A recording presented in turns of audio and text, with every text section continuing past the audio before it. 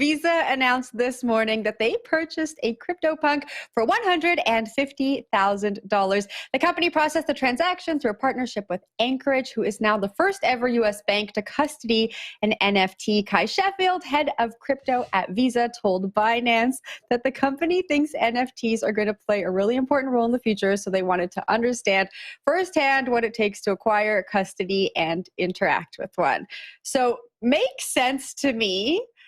But Will, I want to pass this right down to you. If I told you in February that by the end of the year, Visa would be purchasing a CryptoPunk, what would you have thought? End of year, end of summer, they got a CryptoPunk. I don't know. This is, I don't really have words to describe what we're seeing right now. And we were promised flying cars, and instead we have banks custodying digital artwork. That's all like the thoughts I have. There's not much else to add to it. I don't know what they are learning from this experiment, except for, they're engaging with their community, I guess. But Zach, what is your thoughts? Yeah, it was interesting to see the Kai Sheffield thread on Twitter just sort of articulating the vision, right? He likened it to sort of just imagine the early days of social media, how crazy it would be to think that companies would maintain an active Twitter presence when they would engage with communities of people online. And for him to liken the NFT moment to the early days of social media seemed really wild, really crazy that institutional NFTs is something that we now have to discuss. I mean, it's just nuts. Like, institutional Bitcoin adoption, we were just talking about that, in the previous years. Institutional DeFi, we're hearing rumblings about that. Now we have Visa buying a CryptoPunk. I mean, that's really interesting to see that they've partnered with a custodian to make this happen and that they're going all in. I mean, to their credit, Kai Sheffield has been on the scene for a number of years. He's by no means a new entrant to this space. I remember seeing him at the Libra launch party in June 2019 in San Francisco. So for them to be ramping up their experimentation around crypto assets and not necessarily just quote unquote traditional crypto assets, really crazy. But yeah, I'm with Will on just being kind of dumbfounded that this is the news that we woke up to this morning. But I'll toss it back to you, Jen.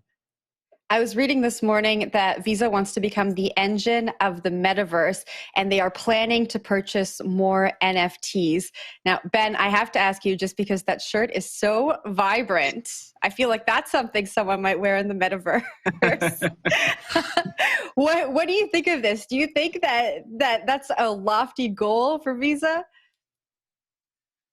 I mean, I'm on the fence with this. Like, I just don't know what the purpose of this really is, and I don't really know what that means when they talk about NFTs, purchasing NFTs to drive, the metaverse. Are they going to get involved in creating the metaverse in any particular way? Like, what are they maybe going to put funding behind? Like, how are they going? Is there going to be like a Visa house, like a hype house or something with like TikTok influencers that live there in the metaverse? Like, I don't know. I'm just building towards this, both absurdly but logical conclusion of how all this goes in some way. So I'm a little bit just confused about, kind of, Will, to your point, other than engaging with community, like what the value add here for Visa is, other than kind of like clout points. But Naomi, do you have any thoughts on this one? I want to hear from you.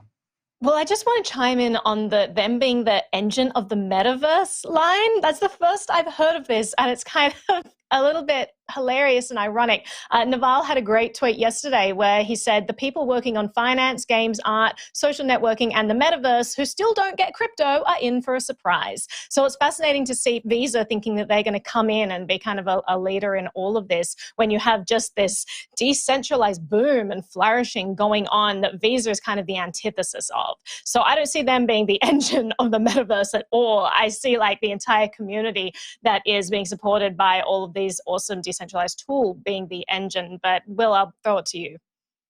Yeah, just to like parry your shot there, are they like the antithesis of decentralization and all the aspects we talk about with cryptocurrency? Because they are leading the way in a lot of projects, including investing in a lot of projects like the Lightning Network, for example, and then buying a CryptoPunk. Like, are they the rare exception of a company that is willing to change with the times and kind of help foster new adoption of technology?